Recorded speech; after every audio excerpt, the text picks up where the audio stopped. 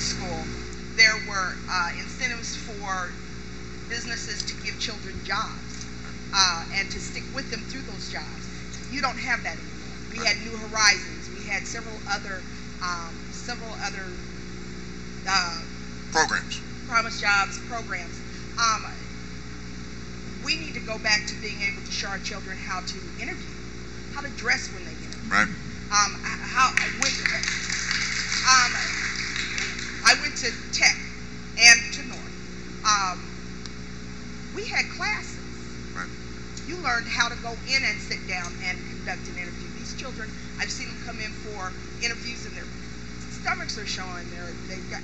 Yeah, their pants are hanging down. Pants are hanging. You're right. Not every child has to go to a 4-year college and get a bachelor's degree. Although every child probably is going to need some advanced education beyond high school in order to find a job that pays a living wage. I mean, even, you know, if you look at, let's say something like auto mechanics. I mean, that's some complicated stuff now. You open a trunk, you open up you know, the hood of a car right now. I don't know what's going on in there, right? There are all these computer gizmos and this and that and the other. So you've got to train for that. So the point is that here's what we know with a lot of our young people.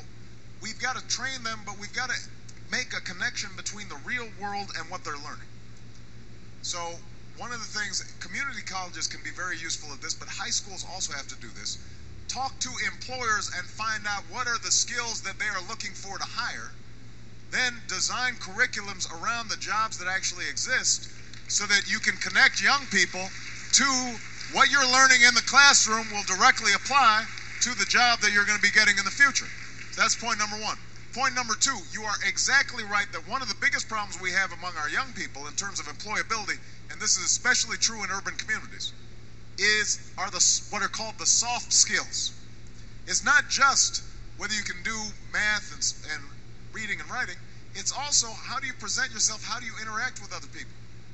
If you've got young people coming in, pants hanging down, hat cocked, you know, they're mumbling, you know, you can't understand what they're saying.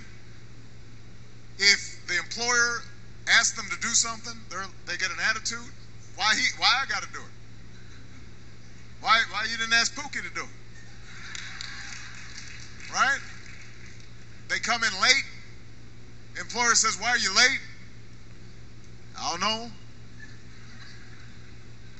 Employers just, you know, they don't want that.